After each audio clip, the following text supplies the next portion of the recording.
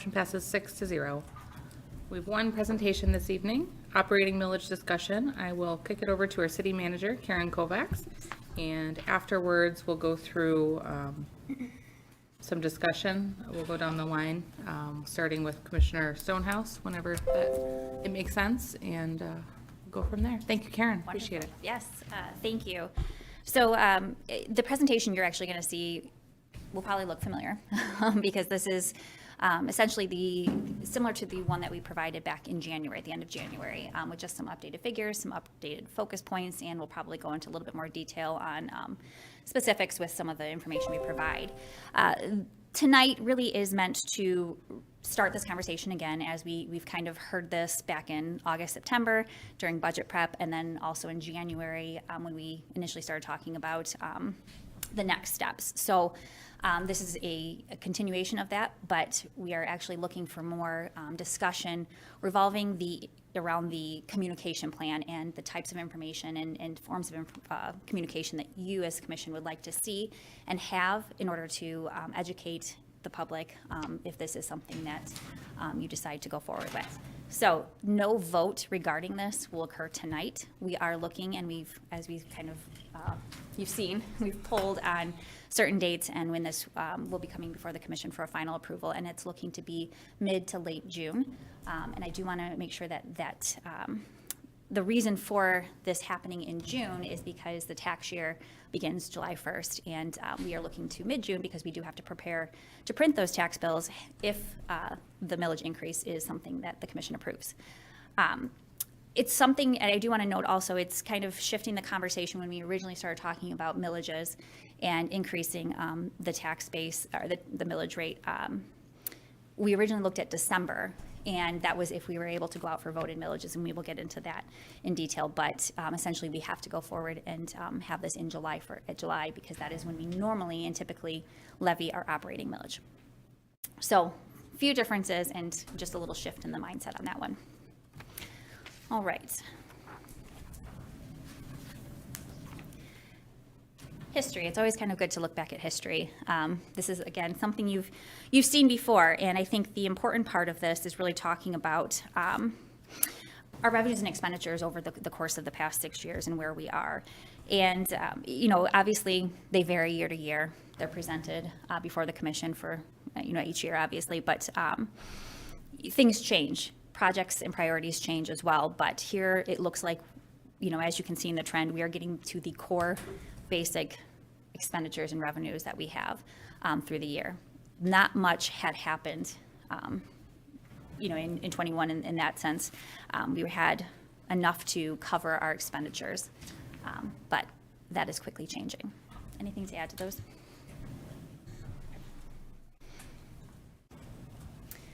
Getting into the millage rate history. So this is what's interesting. As it's been stated quite often, we haven't really raised the millage rate or operating millage in quite some time.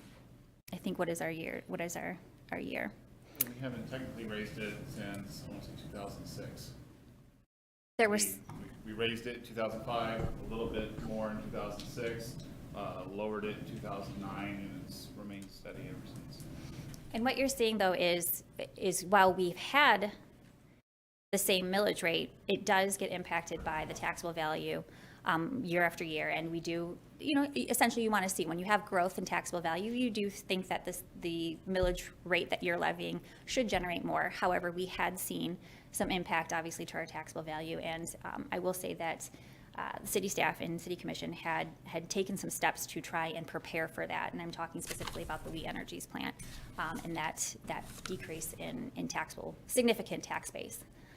We had prepared for that, but we are now at the point where we have exhausted all of those options, and our tax base, while it's going up, is not going up steady enough to cover our expenses, which are also increasing. Anything to add on that one?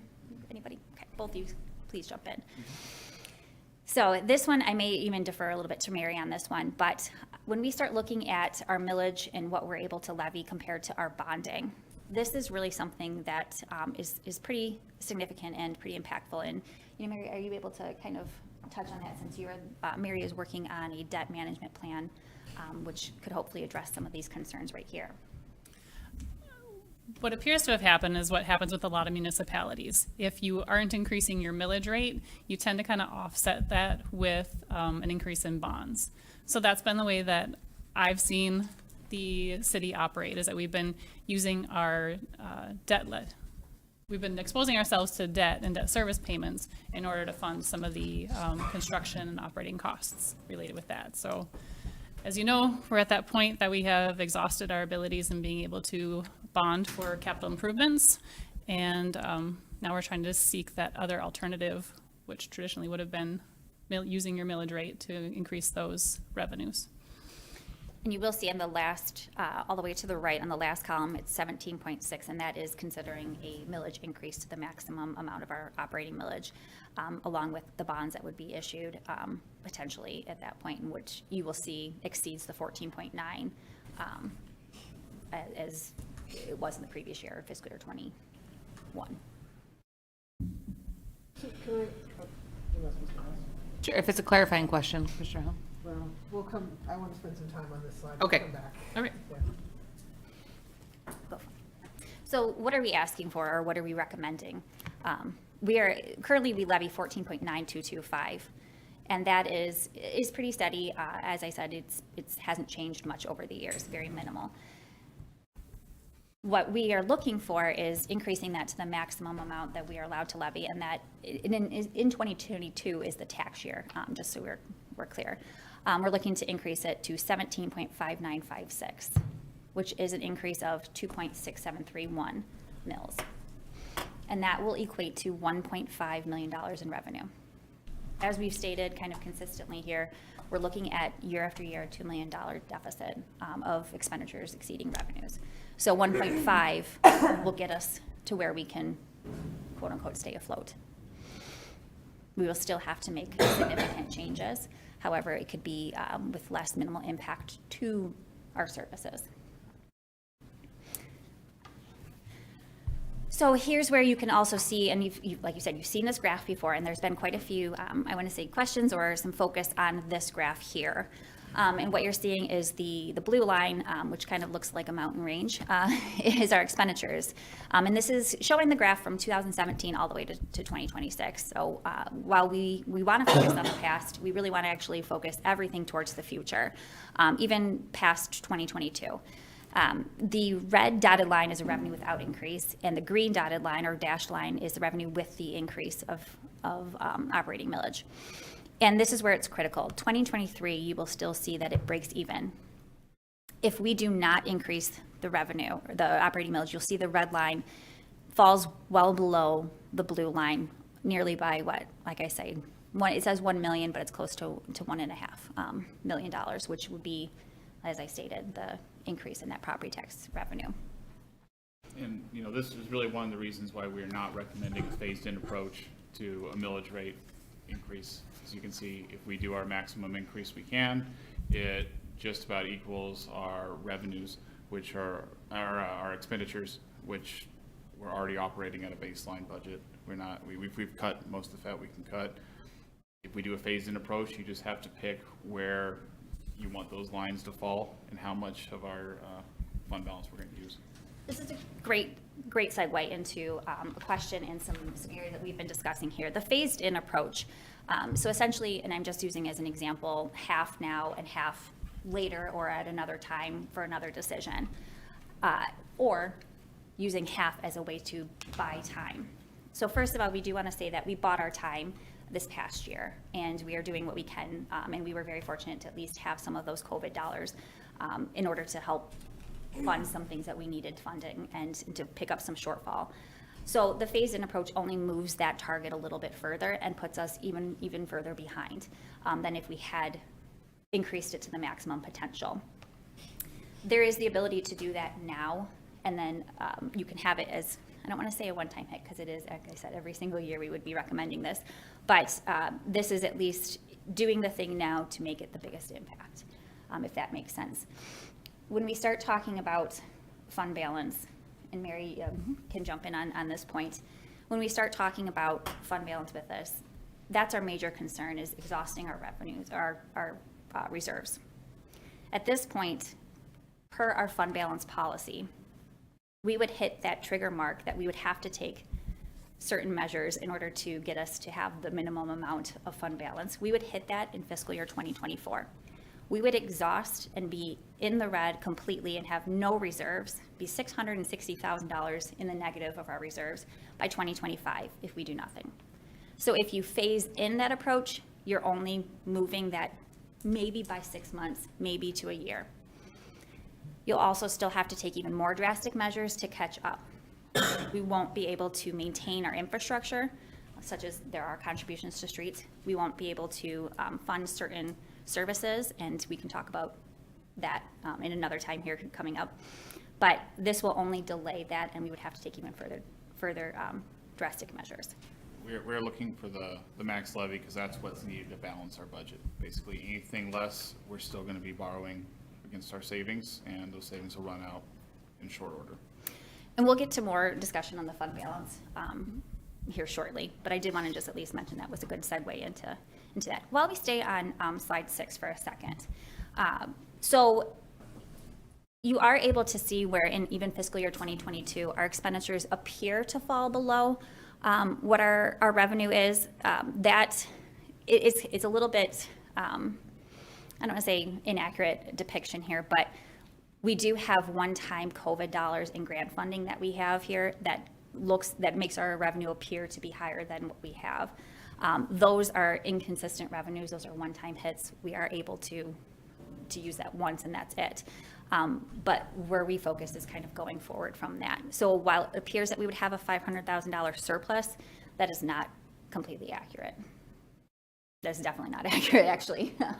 I don't have the figure, but Kind of the danger of doing projections. And again, everything going forward from fiscal year 22, we really kind of eliminated those one-time sources, and I really stuck to using those sustainable revenues that we have, such as very consistent with our state revenue sharing and with our taxes and stuff like that too. We've been quite lucky with one-time infusions of cash and different opportunities that have been available, but it's by no means something we can rely on or project. I think that's important to state as well. In the past, there have been very specific instances that have almost been one-offs that you have been able to take full advantage of and maximize the dollar with grants, whether it's grant matching funds or exactly. So you've been very fortunate and very wise and smart in that sense, and that has gotten us very far. But we are actually in this perfect storm now where that's just not an option for us anymore, and we cannot rely on that. We'll take it if it happens, but that is not what it's looking like. One more thing on this slide here. You'll notice when you get to 2025, and as I stated before, when you get to 2025, 2026, our expenditures do start to exceed our revenues again. So when we further go into fund balance policy, we'll also see it as well. We are essentially also buying time right now by increasing our operating levy. We will have to make other significant changes coming forward, and that would be including exploring more revenue sources. Things had been mentioned before. Some of the other options that we talked about in previous presentations have been other potential voted millages and income tax. While those are very viable options and could potentially add to our long-term solution, we essentially cannot wait for those because the timing in order to set those up is a longer process. Specifically, when we talk about the income tax, let's use that as an example.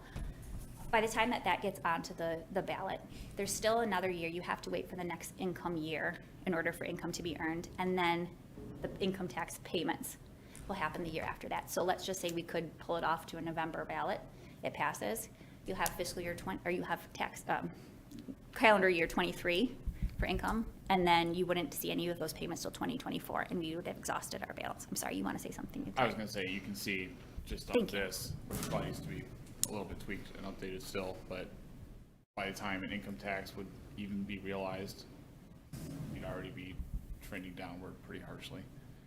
And I don't even know that getting it on a November ballot would be feasible. We're probably looking at 2023 and seeing the revenues maybe 2024 or 2025. So it's a very long-term solution when we need more immediate fixes with the tools at our disposal. Mm-hmm.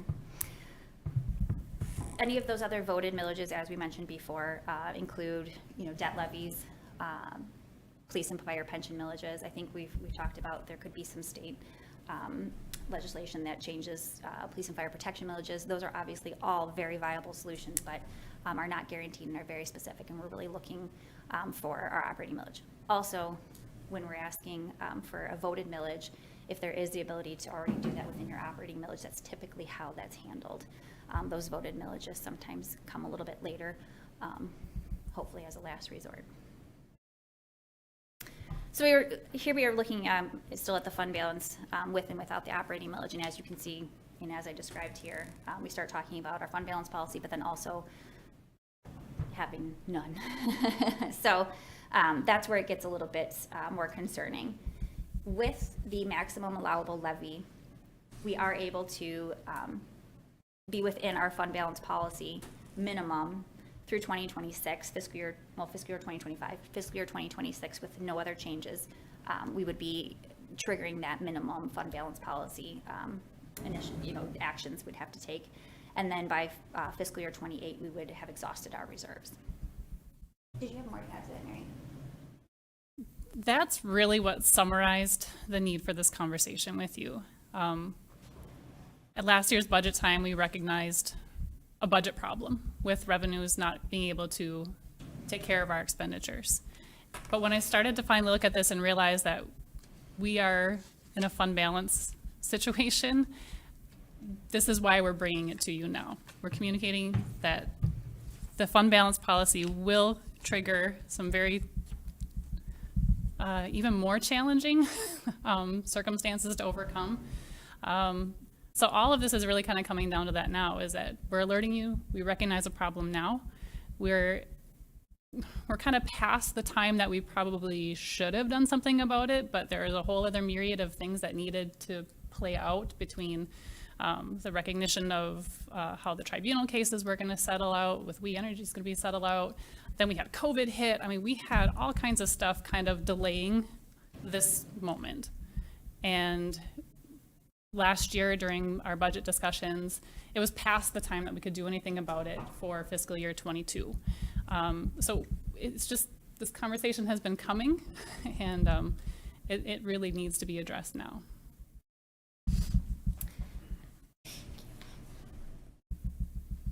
So what's the impact to our residents? And again, this is one that is incredibly tough, I'm sure.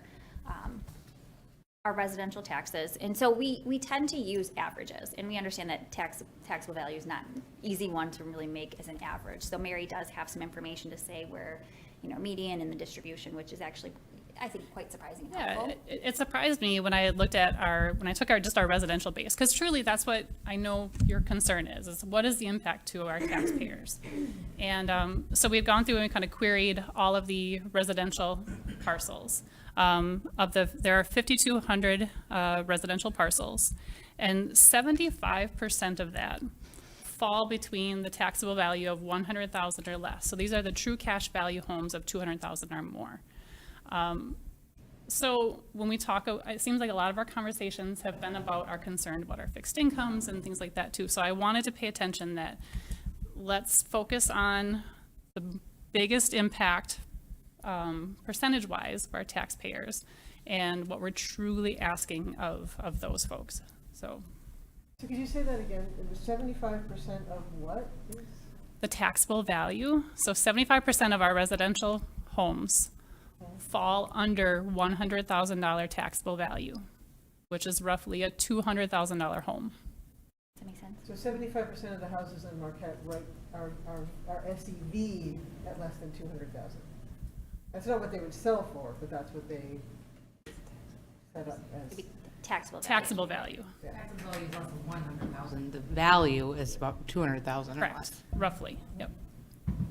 So SEV is more along the lines of true cash value. Which is why we kind of felt comfortable with using that $80,000 to $85,000 range as an average. And we understand that average isn't necessarily I would say the proper term for what you're looking for, but average residential, I mean, you don't want to say typical either, but the residential taxable value that we're focusing on for ease of understanding is that $85,000. And we can get into communications shortly, but I am planning on having a page on the website with a table that kind of breaks down, starting from a lower limit to an upper limit of what you should expect. But the $84,000 range is just a good middle example. So a 1 mil increase to that average residential tax bill would increase it by $85. The full 2.67 mils, which would be maxing the operating levy, would be an increase of $226 per year, or less than $20 per month for the average homeowner. Now, there's been some questions on what that means for rental properties or non-owner occupied properties. It's essentially the same. There's no higher tax levy for non-homestead or principal residents. So essentially, it's still affecting the taxpayer, which would be the owner. So it would still be, again, the same average here if we're using that average of $226 per year. Now, obviously, we understand that landlords or property owners would essentially pass on cost increases, whether it's cost of the maintenance of the house, whether it's property taxes, and essentially water rates or other costs for property maintenance. They would probably be passed on to the tenant, and that's something that we, though, unfortunately, are not involved in those kinds of cases, but we understand that impact would occur probably. So that would, again, be less than $20 per month for that average. Now, What is the median? Do you have a median there? The average? Average is the 85,755, yeah. Median? Median, oh my gosh, I would have to go back to my stats class to figure out that one again. I can say, okay, so for properties that are under 25,000, we have 154. Properties that have a taxable value of 25 to 49,999, 891. Properties from 50 to 75, 1,687. And properties from 75 to 100, 1,198. The rest are in that same $25,000 incremental. Everything's less than 500. I think the most, even when we get into the over $200,000 range, is 194 parcels. and that's taxable value. Right. Interesting information, right? It surprised me. It's hard to do these days. I know. So moving into commercial taxes, the average commercial taxable value is $357,519. 1 mil increase for the average commercial tax bill will increase by $358 per year.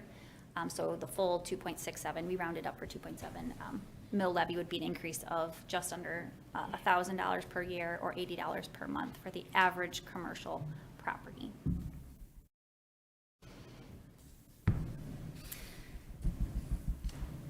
Just want to make sure you have covered all of those questions relating to that. How many commercial properties are there? Oh, Lordy. I would have to look that one up again. Your Honor, can we stop the one-way conversations? Well, I don't mind clarifying questions.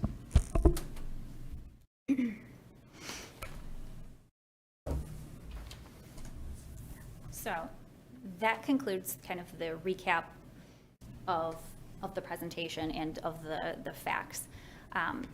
There's been some discussion on where we compare to other communities, surrounding communities, other communities within the state, and honestly, that's kind of comparing brothers and sisters. It's a little bit, it's hard to. We are all different, and we are Marquette, and we are very unique and specific. It is more common within the cities to have cities that have reached that maximum levy than not. We do have some. We actually have at least one in the UP that has not. However, they are very different than Marquette. We offer unique services, but we also have unique, commercial and residential needs as well. The state cap for millage for a city is 20 mills, and many cities, at least in my experience that I've seen and had discussions around, do follow that 20 mills. Some other cities do have something that's stated within their own charter for very specific operating mills. specifically. So they could operate on that, but we are at that 20 mil cap for non-voted on millages. And if you look at our neighboring cities, even with the projected increase, we'd be significantly under their tax rate as well. Yes. Ishpeming, for if you have a principal residence exemption, they're at 45.7, Nagani's at 41.6, and we're currently at 34.6. So increase Yes. 36, 37. Often we are compared to, I'm just going to say this, Mount Pleasant for some, some reasons, just based off of, some unique universities and things like that. And they are well over what we are as well. And that is, they have maxed out their operating millage. But their total levy as a citywide is well over that. So where we would like to start the discussion is communication and the communication plan and what is needed. Now, we did provide some examples on what we were looking at, and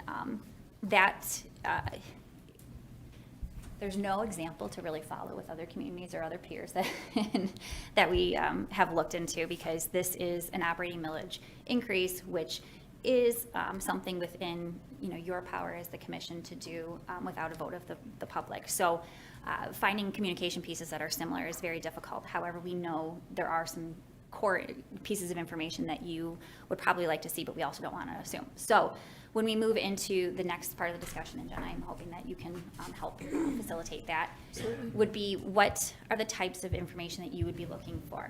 We have created and have passed along a sample FAQ document that does need a little bit more editing, some clarification that we have heard from staff and from a few commissioners.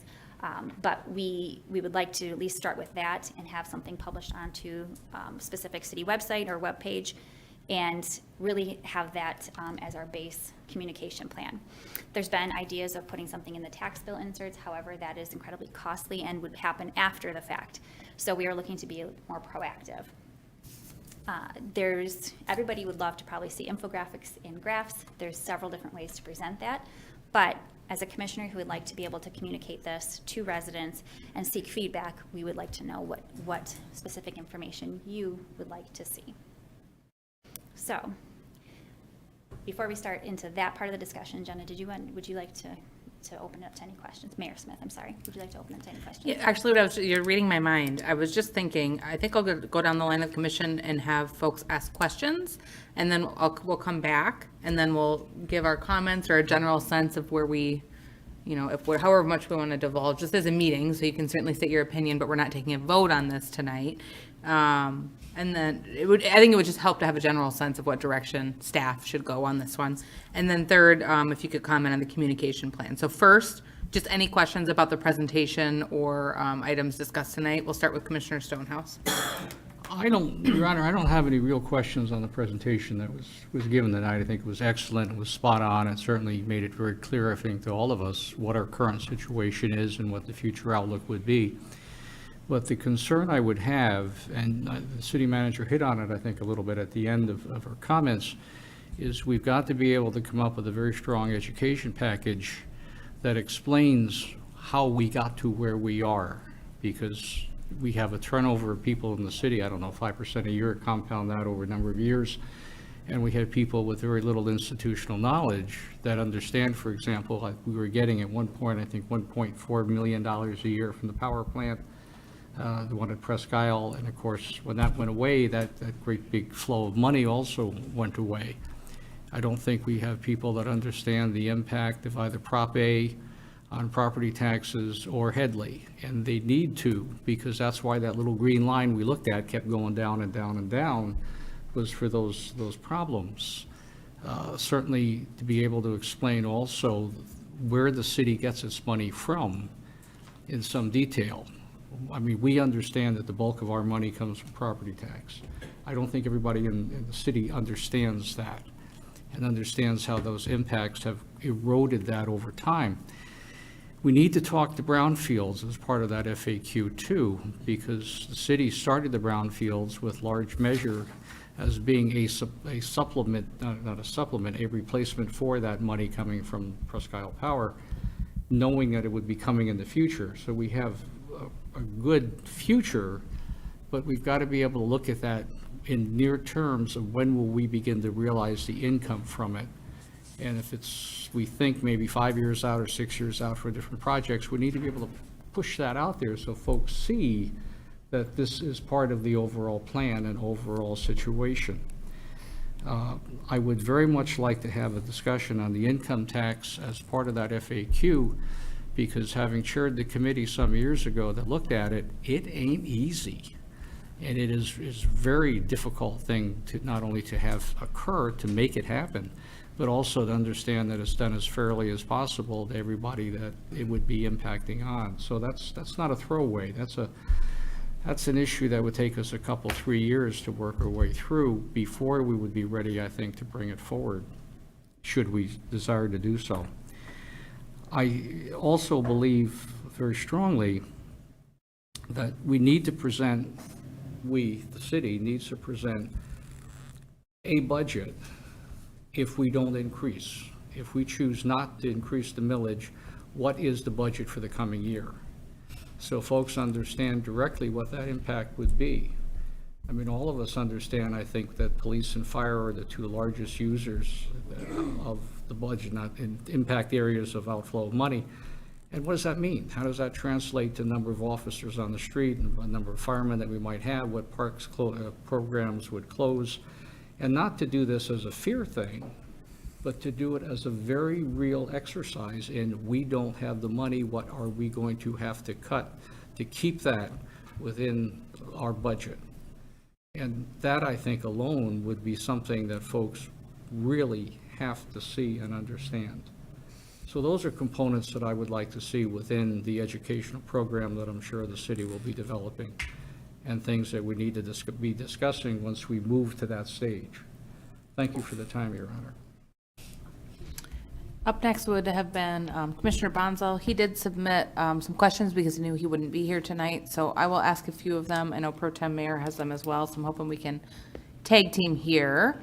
I think I'll just ask the first two on this list, and then we'll see if some of these others get answered.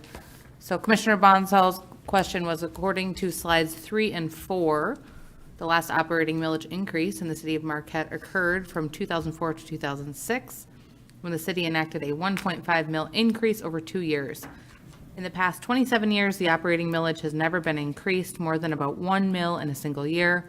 Have we considered a phased approach to an operating millage increase similar to the strategy we have adopted for water, sewer, and stormwater rates since 2017? I think you kind of touched on this, but if you don't mind. So I do want to clarify that water, sewer, and stormwater rates will be coming before the commission. We are going forward with that study, pending commission final approval on that. But those are very separate, and those are handled quite differently. Those do have the ability to roll and have more of a smoothing transition versus the operating levy. The operating levy is evaluated and approved every year. So that is why it is a little bit different. And as we kind of stated, that phased in approach really does put us in a very critical position for negative impact on the budget. And we would just further delay any possibility of staying afloat or keeping services as they are. There would be still significant impact to our services if we do a phased in approach. We're really trying to balance the budget, and doing a phased-in approach wouldn't give us that solution.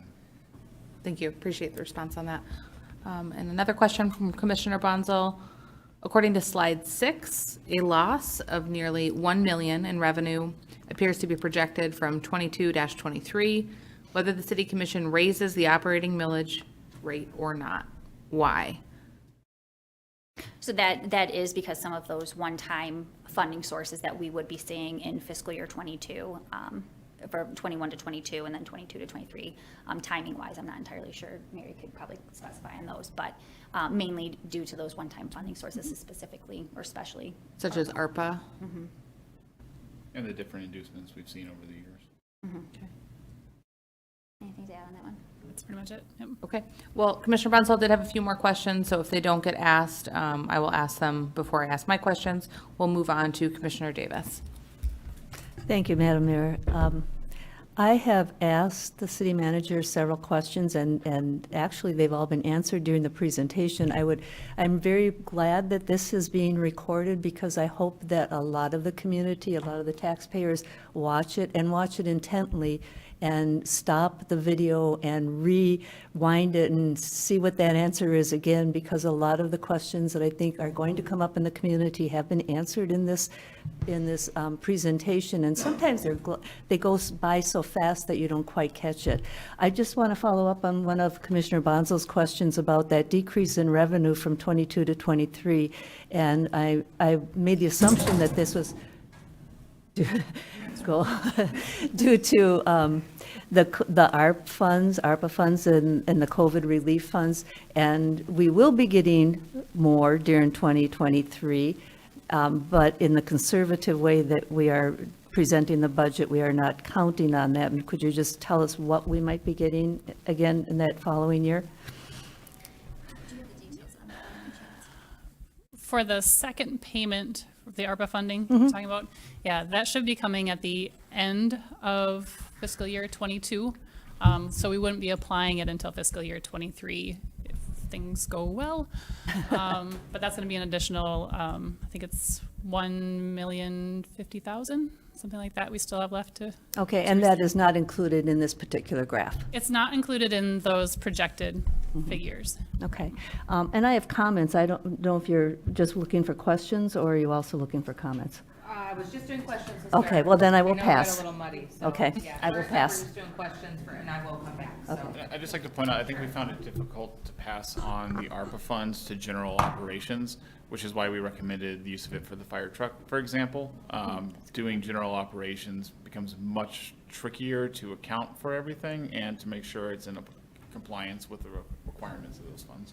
And had we not used the ARPA funding for that fire truck, we would have used other revenue or other funding sources, mostly from probably the general fund, to pay for that. So it is quite simple to be able to do that. Thank you for pointing that out. Thank you.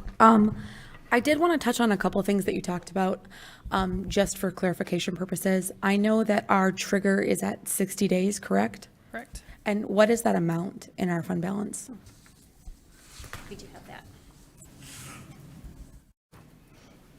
It's going to vary depending on the end of the fiscal year, but it's roughly, let's say, $3.6 million. Okay, and you said that we were going to reach that anyway, even with this increase? Correct. And when will we reach that again? With the increase, it's projected to be about fiscal year 24. Without an increase, fiscal year 26. Other way around. Did I say that? Without, yes, thank you. With the increase, it would be fiscal year 26. Without the increase, it would be fiscal year 24. So 2 years from now, if we don't do it, we will hit that trigger mark, which is, at the trigger mark, it's when we have to enact things to fix it within 2 years, I believe, is the policy? Yes. Okay. And so since, in theory, say we were to go ahead with this, and it was in 26 that we got to, are we working, I mean, obviously, the income tax things, the discussions like that would be the discussions going forward, but do we think that there's a good chance that we can avoid getting to that trigger point, or? For are we 2026, yes. Okay. Yeah. Okay. Which again is why, we wanted to bring this to your attention now, is that you see it, you see the cliff. It's like, what can we do to put the brakes on long enough to adjust our path? Okay. Perfect. Now, this increase is necessary, clearly. You've made it very clear to us. And I think what we need to, going forward with communication things, what I would like to see is something that acknowledges the fact that they're getting hit from everywhere else with tax increases as well. The multiplier, I believe, was 1.033 this year on residential things to bring you up to your cap and things like that. And my home hit its cap, or its assessed value this year, which was a big jump to begin with. I know a lot of people did as well. So I worry that they're going to say, we're getting hit from all these, now we're getting hit from you. I think we need to make sure to explain that that money that they got that raise, that was state raise, that wasn't us. We weren't getting those funds necessarily outright from that, which is, I think, something we need to make sure is very clear in this. It's something I would like to see at least. That would definitely be something that we could incorporate into the FAQ document. And I think that there is very solid explanations already out there that we can incorporate. Perfect. I think I'm good for now. Thank you. You know, I do want to say one quick thing that Commissioner Hanley had reminded us, and that even Commissioner Davis had asked before the meeting, was why, if we have the maximum amount to 20 mils, why are we only going up to 17 point something? And she wasn't saying that she wanted to go to 20 mils. Let's get that very clear. But why is that our maximum when it's supposed to be 20 mils? And why can't we go up higher than that further down, later on down the road? And that's because of Headley. And I think we've heard that time and time again. And Commissioner Stonehouse had said including that in an explanation could be very helpful as well. But that essentially has impacted us negatively. It does take away the power of our tax dollar and the ability to cover some of our costs. So I do want to make sure that that's stated. That is a major reason why we are where we are, and why many communities end up maxing out their levy or their operating levy and still having issues and not being able to cover those costs. Pro Tem Mayor? Thank you.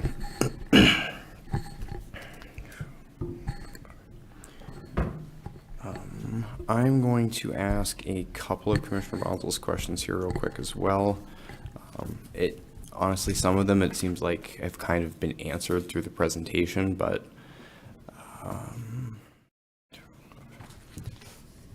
one of his questions was referring to, factoring in the data on slide 8 regarding the taxable values and tax impacts of residential rental properties in the city. So we did kind of cover that. So, incorporating some of that data, we can certainly, try to put a separate line item on there. It will look nearly identical to the residential taxes because it is taxed the same way. The difference in your tax bill, if you're a renter, or for a landlord who's renting their property, is they're paying that school operating tax, whereas if it's your own home, you get the principal residence exemption. So city operating millage is not affected by that calculation at all. It would be the same for, a property that's being rented out versus one that's being lived in by the owner. So if a property is worth $84,755, the increase would be $1,834 a month, regardless if it's a rented home or not. Okay, thank you.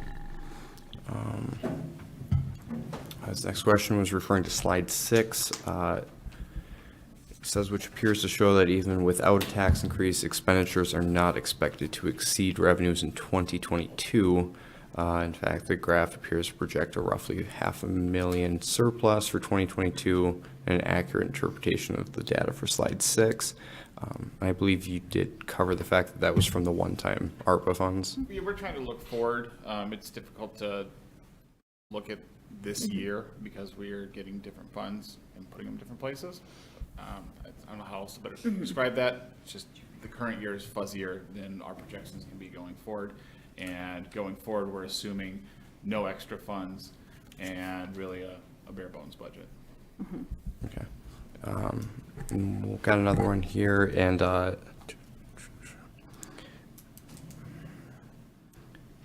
question is asking why not put a proposal on the ballot in May or August of 2023 before city budget season and let voters decide. This would provide a much more dependable long-term solution in the city.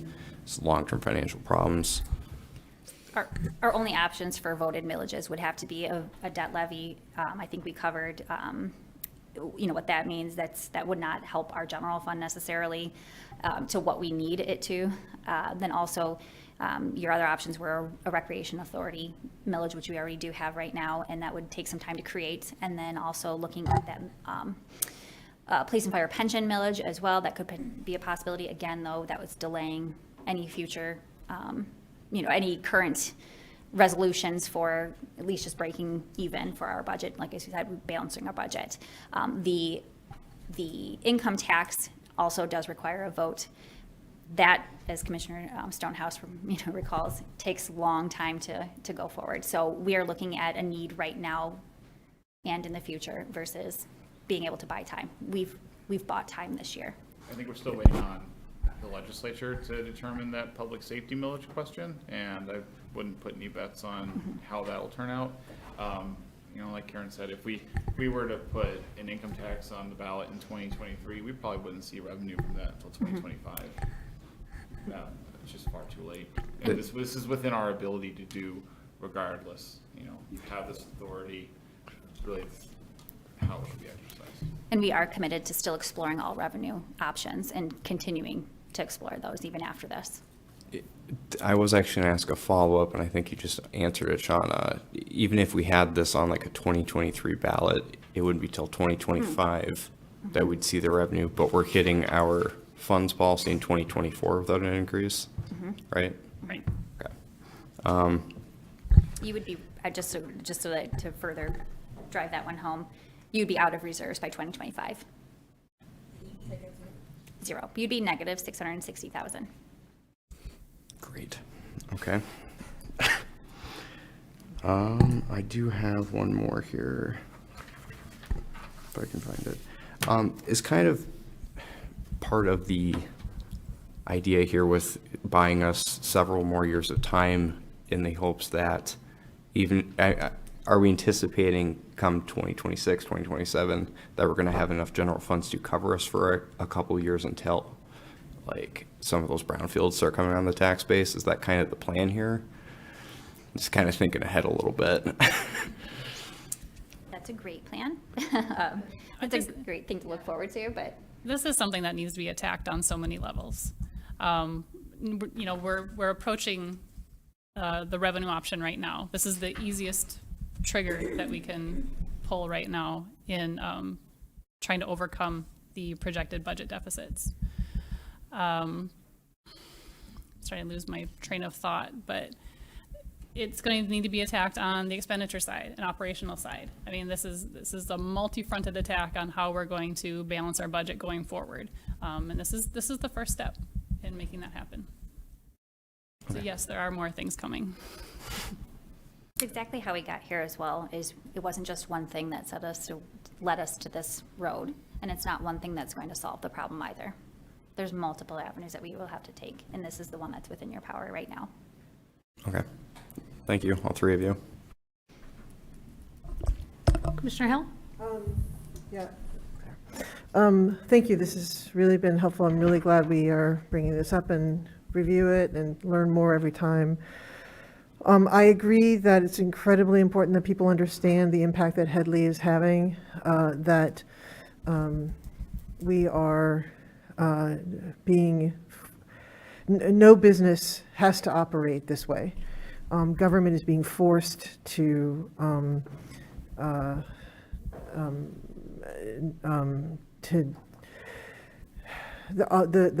property increases that people see all around them are not being realized by local governments. And I just, I know, but at the same time, we are asking people to pay more when the cost of everything is going up. So I think the framing of the costs of everything are going up, and local governments are not seeing that benefit. But we are having to raise costs because we have to provide the services, or we choose to really cut the services. And I think the water rates are related to this, and that increase in water rates that we're going to be asking for. The cumulative impact of the city of Marquette is our costs are, we're asking people to pay more, but that's because for decades we have not been slowly increasing. I do have a question though on the 6-year history slide.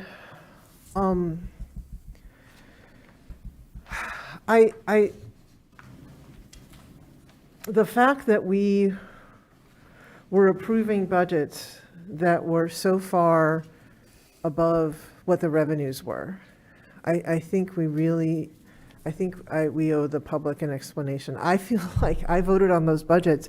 That's not what I understood I was voting on. I understood that I was voting on something that was even. And I look at that, and the expenditures every year are more than the revenues. And I mean, and I'm not saying, that's confusing at best. And so does that include the bond proceeds? Like, how did that happen? Fund balance is the difference, I believe. We've been Yeah. using fund balance for the past few Oh, years. okay. You know, that's something I think that the previous CFO discussed, but maybe not Okay. with as much alarm as we've started to discuss it, because we're Okay. approaching a point where we So, can't use so that. is there a way, to maybe help people understand that we were borrowing, so, I don't know how you represent this graphically, but like, that there was this, but the fund balance wasn't falling either, so how did we manage that one? You guys did a really good job of preparing for We Energies. At the time that fiscal year 18, I believe, rolled around is when you see one of the bigger drops. We had built up a fund balance of $14 million, which is the trigger on the other end where now it's saying, hey, you've got too much you need to spend. And it was in that following fiscal year 19, was when everything was settled with We Energies and the tribunals were settled. I think it was upwards of $850,000 that was settled with on that one. So when I look at this story, when I look at fund balance, you prepared for your emergency fund perfectly. And now we are at that point that we have fully realized what our revenues are after that happened. Then we had a couple of other situations hit. I explained, we had no idea a pandemic was going to hit and what the impact that was going to be. So that was yet another blow to some of the increased expenditures and some of the increased revenues too. So you prepared your emergency fund flawlessly. You did well. Now we're at that point that we need to start making sure that we're building it up again so that we're preparing ourselves for the next emergency. So maybe, I don't know if there's a way to like indicate the transfer, or maybe to make it show like three, instead of the line graph, it'd be 3 bars. There'd be the revenue, the expenditure, and the fund balance transition, so you could see the cumulative maybe on top of each other, maybe. Because I just feel like that doesn't tell the story of what, it tells a story, but the fuller picture might help better understand, because I look at that and I go, you guys have been spending like crazy for a long time, and that, which is not the case. So thank you. And then in terms of feedback on how we communicate about this, and then I do think it's important for understand people. I think it's helpful to understand we have this many houses valued at this much. I really think that, that's the fundamental. And so that people to understand that property tax, and then to understand that on the commercial side as well, that really just answers the question, where does the money come from? And most of the money is coming from houses that are worth less than or around $200,000. And I think I think we all deserve to understand that that's an economic base. And then for commercial properties, the only other question I have on the commercial properties is the big vacant ones, which have been a concern of mine since I was elected. So the old mall site, Shopco, the hospital, Cliff Dow's.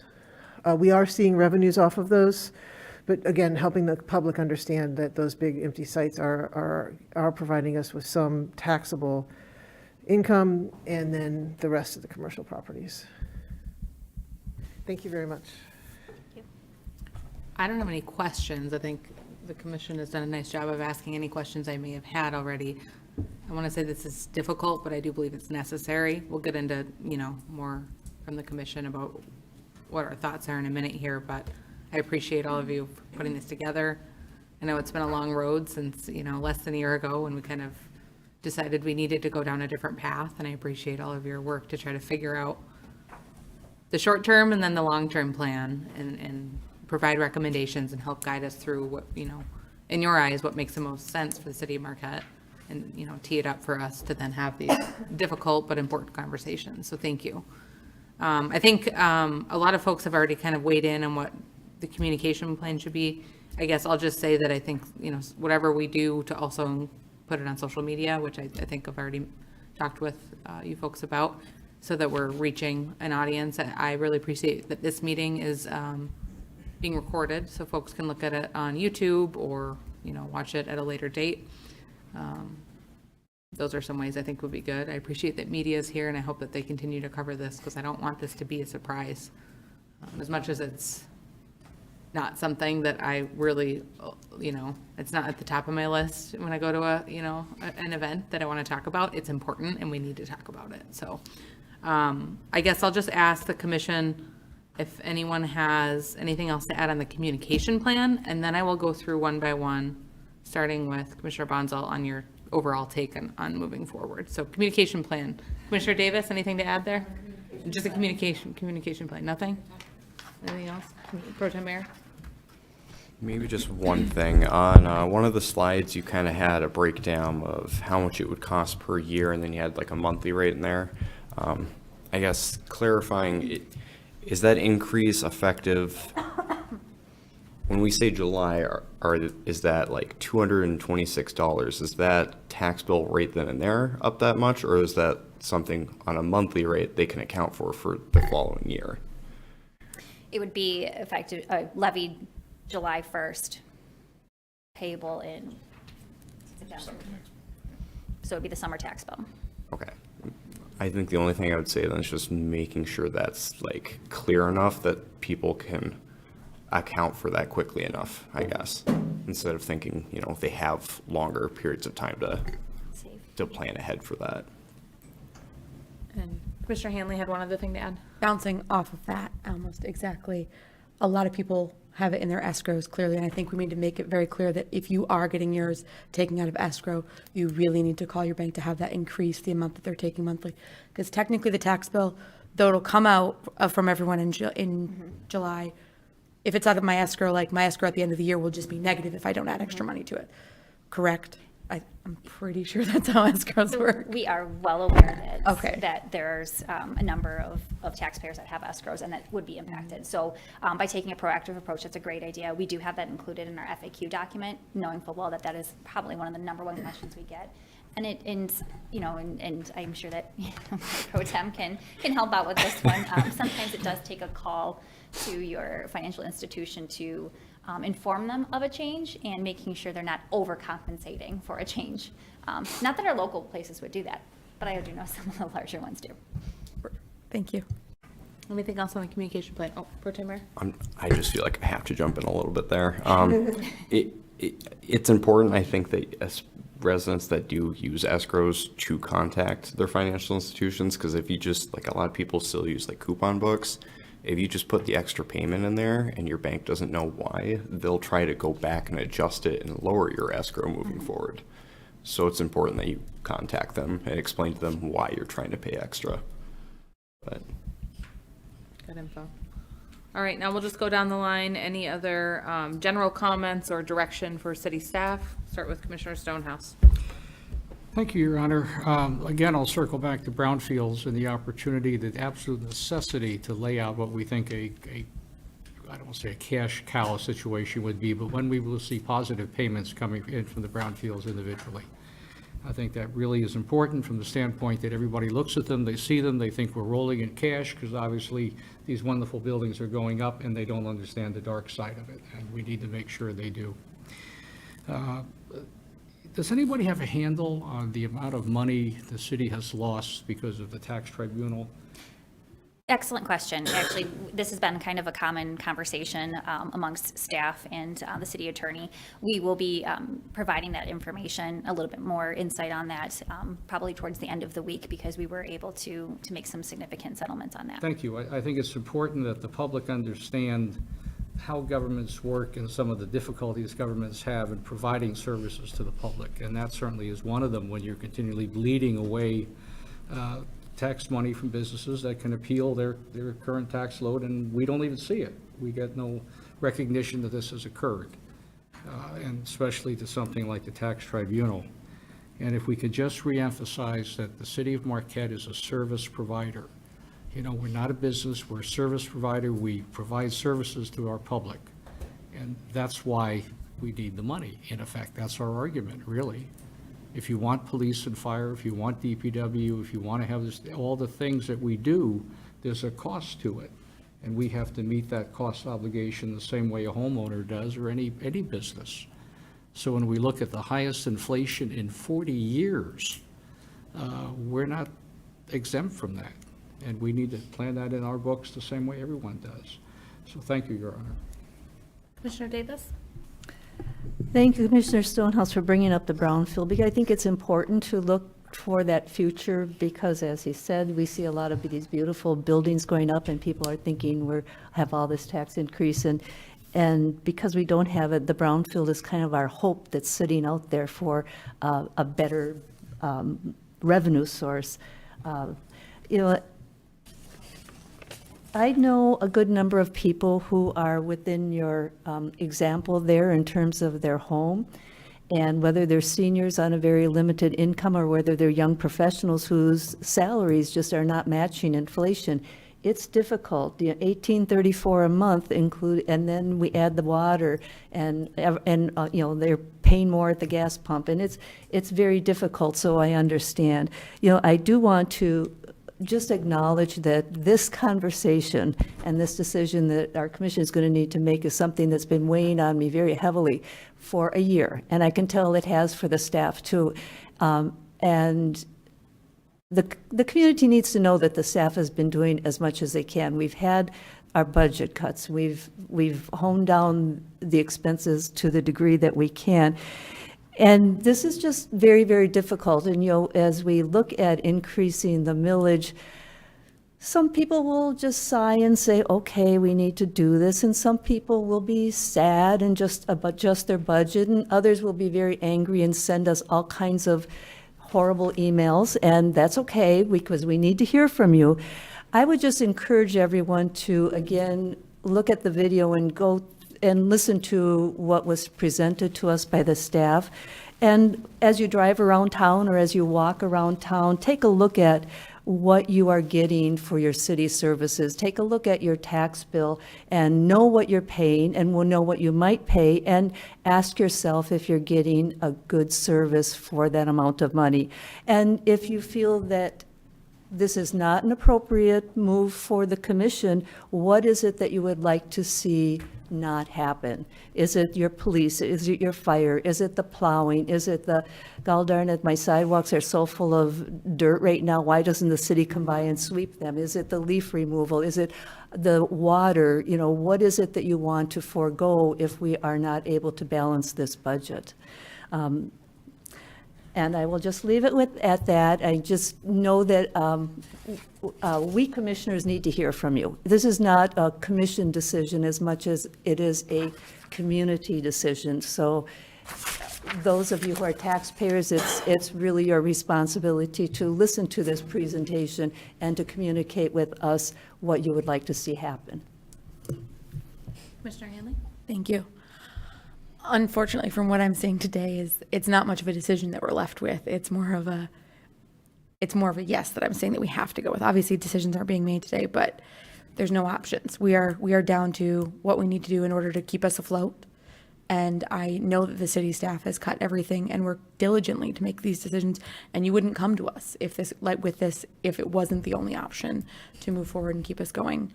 I do look forward to conversations that will include the residents to explain this to why. I think that's the biggest part. And then moving forward to why this isn't the only step we're going to be taking, that we are going to have to make more steps to do it. I think it's going to be a hard year with people, and they're going to be upset, but I want to hear from them because I want to explain. And I think that that's the biggest part, is we are not sitting here trying to make this decision because we want to. These are all of our taxes going up too. Every single one of us is a city resident. And it will hit everyone differently, and we want to make sure that we're making the right decisions for everyone. But I also, as you so bluntly put it, what don't we want?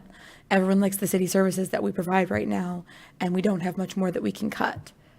I know last year we already cut back on how much we plowed with limiting when the snow falls, what we could do. We can't do much more because we still have snow and we still need to get through the streets. So I think that this is a hard decision to make, but it's the only one we have going forward. And I look forward to what we can do to try to fix this in the future so that we can bring it back down. I know that we revisit this every single year. We have to, once again, approve the millage every year at budget season. So I hope residents know that it's not something that we're not going to continue to look at. And if we can bring it down, we will. But I don't see that in the next near future from what we can look at. Thank you. Pro Tem Mayor? Thank you, Your Honor. Yeah, I would just say one more thing with this is, following our last discussion, we talked about this. I had a lot of people discussing with me on social media or just emailing me. Quite a few residents called me to try to, a lot of people were providing a lot of ideas and solutions, and I've spoken about this before, and unfortunately, almost all of them are preempted by state law. So, I love everyone wanted to bring solutions to the table, but they just weren't doable. And I had one resident that suggested cutting every department's budget by 2%. Well, when you really do the math, you're looking at closer to 10% of the budget as a whole. And to say by department really isn't accurate either, because, police and fire, as was mentioned multiple times, their budget compared to, Parks and Rec, hopefully that's not a terrible example. Mary's smiling. Each department's got a different amount as far as their budget. So saying 10% even isn't accurate. You'd have to take significant cuts out of, emergency services even. And I just think people really need to understand that it's not something that we can just cut and take care of like that. It's just not enough of a solution to try to approach it like that. Thank you. Commissioner Meyer, if I can just jump in. I think you make a really great point there. I think we have tremendously talented staff that are really able to hide how starving we are for additional personnel and how we've been able to make do without. I think each department would add a body if they could, if not significantly more, but we're just not able to, and we have to make do without that. And it's thanks to their great work that we're not able to, that we don't necessarily feel that, but I just want to make it clear that if you cut 10%, that would be pretty devastating to departments who already need more help. So it was an excellent point. Commissioner Hill? Yeah, I want to second that we are already incredibly lean. I went back and looked at what the inflation cumulatively is from 2006 to now. It's 43%.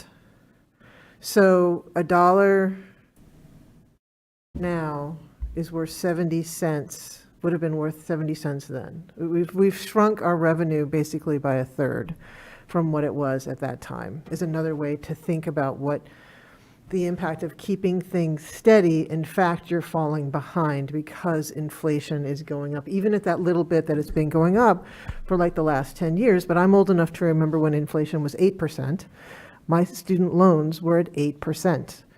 I know and we're not even in that territory now, but that's what I had to pay on my student loans. So I know, and I'm not, it's really hard. And so we are being very fiscally responsible. Staff, have done a too good a job, because there's pride, right? We want to do a good job. Folks are doing a good job for the community. So they're making do, but that is not, we can't just do that anymore. So to that question of relativity, that's my friend, the pie chart. So where, you put the whole in a circle and then you show what the proportions are and you can start to understand visually. That to me is very, very helpful. And I know staff is working on that. And then I do want to say that in addition to the tax tribunal and how that's hurt us, and I might not get this exactly right, but when with Prop A and with Headley Amendment, there were commitments that the state revenue sharing was supposed to be a number, and it's not. And so one of the reasons that we're in the trouble that we're in is that the state revenues have not come to us as was promised. And I think it's important to also understand, and that every city in Michigan has has made that point, and Michigan Municipal League has made that point. And so I think it's also worth just mentioning that if the commitments that were made back when those laws were passed were met, we also would not be in this situation, and there would be enough revenue. And yeah, I will, thank you. I guess I'd just like to add that when I talk with residents, which I've done quite a bit of since I've been was on the commission in 2017, I don't hear a lot of folks asking us to cut things or, not do this or not do that.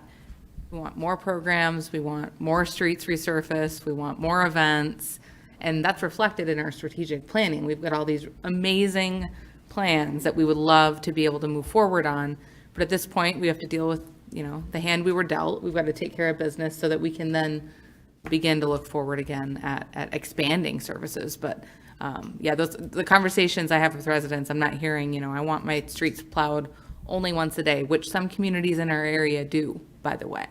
I'm not hearing that they want to drive their recycling and trash to a drop-off point. They would like it picked up.